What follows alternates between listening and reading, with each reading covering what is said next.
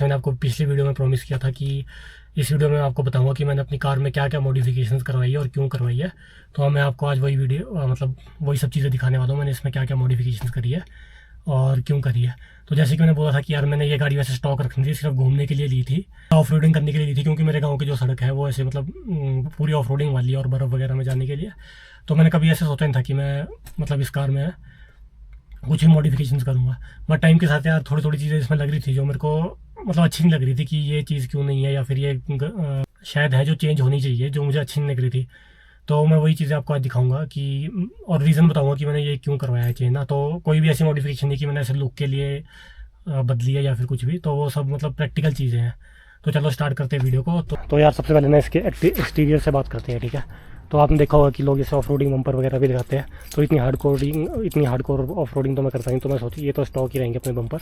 तो जो सबसे पहले अपने एक्सेसरी लगाई है वो ये है भाई, इसकी जो लाइटें हैं और ये जो इसके फॉग लैम्प्स हैं। तो भाई ये देखो, जो थार का जो स्टॉक बल्ब आता है ना, जो स्टॉक लैम्प आता है, उसकी भाई थ्रो बिल्कुल भी नहीं है। मतलब आज के ज़माने में कौन देता है यार येलो बल्ब्स, ना प्रोजेक्टर भी नहीं है उसमें, या अगर प्रोजेक्टर होता है येलो तब भी बात थी, तो उनका थ्रो ही नहीं था। तो ये भाई सबसे पहली चीज़ थी जो मुझे लगी थी कि ये चेंज होनी चाहिए, क्योंकि नाइट ड्राइव में बहुत दिक्कत आती थी। तो उस चक्कर में मैंने ये लाइटें लगवाई हैं, ये LED। और अगर आपको मैं इसकी प्राइस बताऊं तो ये दोनों मिला के अप्रॉक्सीमेटली लेबर लूबर चार्जेस सब कुछ मिला के 20,000 में अप्रॉक्सीमेट हुआ है ये सारा काम। तो मैं टोटली बता देता हूँ मैं लास्ट तक कितना स्पेंड किया है ना। तो 20,000 की ये लाइट्स होगी है। उसके बाद भाई ये साइड स्टेप्स, ये एक्चुअली पहले मेरे पास जब कैरियर नहीं था ना, तो जैसे गाड़ी की सफाई वगैरह करनी हो तो इसमें चढ़ना बहुत मुश्किल था, ऊपर पहुंचा ही नहीं जाता था। तो उसके लिए ना ये ऐसे देखने के लिए ना पूरा साइड स्टेप है ये, तो इस तरीके से खुल जाता है ये। तो इस पर चढ़ के आप ऊपर गाड़ी की सफाई वगैरह कर सकते हो। तो अगर मैं आपको इसकी प्राइस बताऊँ, ये मैंने महिंद्रा से लिया है, तो GST लगा के 4K के अराउंड पड़ गया था ये। और वैसे ये मेरे को मेरी फ्रेंड ने गिफ्ट किया है, तो मेरी जेब से तो एक पैसा नहीं लगा, बट चलो फिर भी मॉड तो मॉड है। तो ये 4K का था, तो अभी तक से दोनों मिला के ये हो गया 24K का। दैन भाई मैं अपनी रिसेंट वाली जो भी सबसे लेटेस्ट मॉडिफिकेशन कराई है भाई, वो है ये कैरियर। तो इसका रीज़न भी मैंने आपको बता दिया था पिछले वीडियो में, बट अगर आपने नहीं देखा तो फिर से बताया तो मैंने ये क्यों लगाया। तो ये भी भाई इसलिए लगाया है कि एक बार ना जब मैं ट्रिप पे था तो क्या हुआ था, इसके ऊपर पत्थर गिर गया था यहाँ नीचे से, अगर आप देख सकते हो। तो भाई छत ही टूट गई थी इसकी। और आपको पता है कि जैसे पूरी प्लास्टिक की छत है, तो भाई बड़ा मतलब रिस्की काम है, या पहाड़ों में पत्थर वत्थर गिरते रहते हैं बरसात के सीज़न में। तो उस चक्कर में थोड़ा सेफ्टी के लिए भी हो गया ये, और इसमें चलो सामान वगैरह भी आ जाएगा अब। और वैसे देखो इसमें बूट स्पेस तो है नहीं, तो चलो सामान वगैरह भी डाल देंगे, पर वैसे इतनी ज़रूरत पड़ती नहीं सामान डालने की, क्योंकि मेरे पास दूसरी गाड़ी है अपने पास, ये एल्ट्रॉस। तो घूमने के लिए मैंने वैसे यही वाली गाड़ी रखी है। तो जैसे भी फैमिली के साथ जाने कहीं भी ट्रिप वगैरह पे, तो इसमें डाल देता हूँ सारा सामान। इसमें तो मैं सोलो ही घूमता हूँ, तो इतनी ज़रूरत नहीं थी, बट बस सेफ्टी पर्पज़ से मैंने ये लगवा दिया। और ये मेरे को पूरा पड़ा है 60K का विद इंस्टॉलेशन सारा कुछ करके। तो ये सबसे महंगी जो मॉड है अभी तक से वो ये है, जो ये कैरियर है प्रोमैन का। तो 60K का ये है, तो टोटल बन गया अभी 84K है। तो बस यार बाहर से तो यही था, बाहर से जो मॉड्स किए। अब मैं अंदर से दिखाता हूँ कि इसमें क्या क्या किया है। तो डैश कैम, ये तो वैसे देखो फीचर जो डैश कैम का ना किसी गाड़ियों में नहीं आता है, ये महंगी गाड़ियों में आता होगा शायद, आई डोंट नो। पर अब टाटा भी देने लगी है, मतलब कि जो उनका ये IRV में इसमें कैमरा लगा होता है आगे, तो ये डैश कैम का काम भी करता है, स्टोर भी करता है। तो अपने को तो पर चलो मैनुअली लगाना पड़ा है। और इसके देखो मेरे को दो फ़ायदे थे, एक तो मैं व्लॉगिंग कर सकता हूँ, ट्रैवल जैसे करता हूँ तो कुछ भी रिकॉर्डिंग, और दूसरा फ़ायदा तो आपको पता ही है कि तो आप मतलब प्रूव कर सकते हो कि भाई गलती नहीं है इसके, तो मतलब बहुत ज़रूरी है डैश कैम। पर ये थोड़ा ये ज़्यादा कॉस्टली नहीं लगाया मैंने, कि मैंने इतना लगाया कि बस इससे काम चल जाए। तो ये भी अराउंड 4K था। So which brings the total to 68K। Sorry guys, थोड़ा टोटल में गलत कर दिया था। तो लाइटें 20 की थी, और जो साइड स्टेप दिखाए थे वो 4K थे, तो 24। और जो रूफ रैक है वो 60 का था, तो वो 84K हुआ, ठीक है। 84 और 4K का ये क्यूबो का डैश कैम, तो 88K ये हो गया। देन उसके बाद मैं ये सीट के कवर्स, क्योंकि आजकल जितनी भी महंगी गाड़ियों में पहले से ही लेदराइट सीट कवर दे देती है कंपनी, बट इस गाड़ी में पता नहीं उन्होंने मतलब बहुत चीज़ें जो ऐसी दी ही नहीं है उन्होंने, पता नहीं क्यों। तो इसमें मतलब सीट कवर तक नहीं आते हैं। तो ये भी मैंने महिंद्रा से जो उनका कवर है ये 18K के आसपास के लगाए थे मैंने। तो अगर हम इसको ऐड करें 88 और 18 को, तो ये बन गया हमारा 1,06,000 के अराउंड ये हो गया इसको मिला के, ठीक है। फिर उसके बाद यार इसमें स्पेस की भी बहुत दिक्कत थी ना, और जैसे आप ऊंचे बैठते देखो इस गाड़ी में, तो यहाँ देखो हाथ रखने के लिए कहीं जगह ही थी, मतलब मैक्सिमम टाइम हैंड ब्रेक पे या गियर पे ही रहता था मेरा हाथ, तो उसके लिए ना आर्म रेस्ट लगाना भी ज़रूरी था।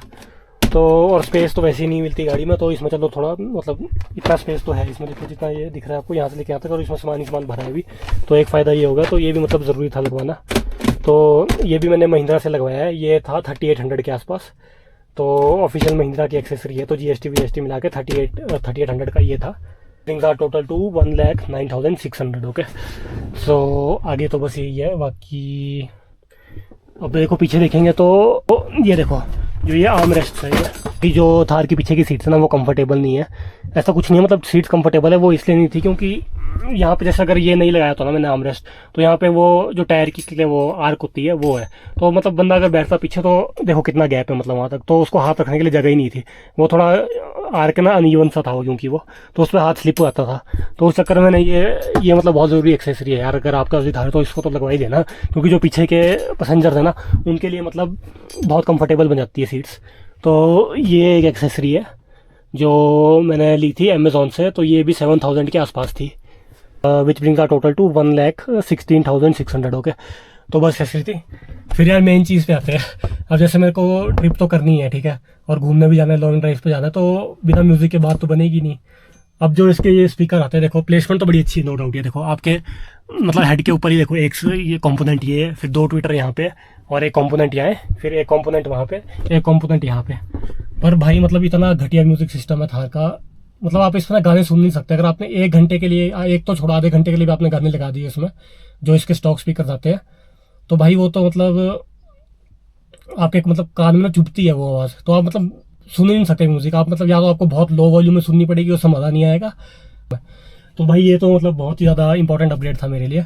तो मैंने क्या किया कि इसमें ये देखो 1 2 3 4 जो आपको दिखाए, ये 4 कंपोनेंट बदलवाए मैंने, ये मैंने लगवाए थे इन्फिनिटी के, तो वो 9000 का पेयर था कंपोनेंट्स का इन्फिनिटी के, तो मैंने इसमें 4 कंपोनेंट लगवाए, तो मतलब 2 पेयर्स, तो वो कॉस्ट पड़ गई अराउंड 18,000 की, ठीक है, जब मैंने लगवाए थे। फिर उसके बाद मैंने क्या किया था कि जो फिर उसमें एक सीन क्या है ना कि जो आपका ये इंफोटेनमेंट यूनिट है इसका थार का, इसमें इतनी पावर नहीं है, तो वो ना कंपोनेंट्स को भी मतलब आवाज़ नहीं दे रहे थे, कंपोनेंट मतलब ठीक बज रहे थे बट वो बेस था ही नहीं, क्योंकि वो पावर ही नहीं दे पा रहा स्टीरियो उनको। तो फिर मेरे को क्या करना पड़ गया, इस चक्कर में एम्प भी लगवाना पड़ गया, तो मैं आपको दिखाता हूँ। तो ये देखो ये मैंने सोनी का लगवाया है,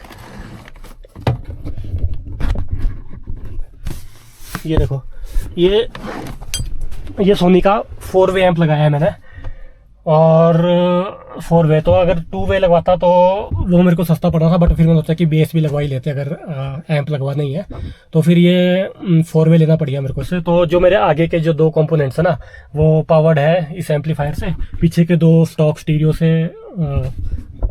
से कनेक्टेड है, और मैंने वूफर लगाया। तो ये जो एम्प लगाया ये था 18,000 का पड़ा मुझे, सोनी का, चंडीगढ़ से लगवाए थे मैंने।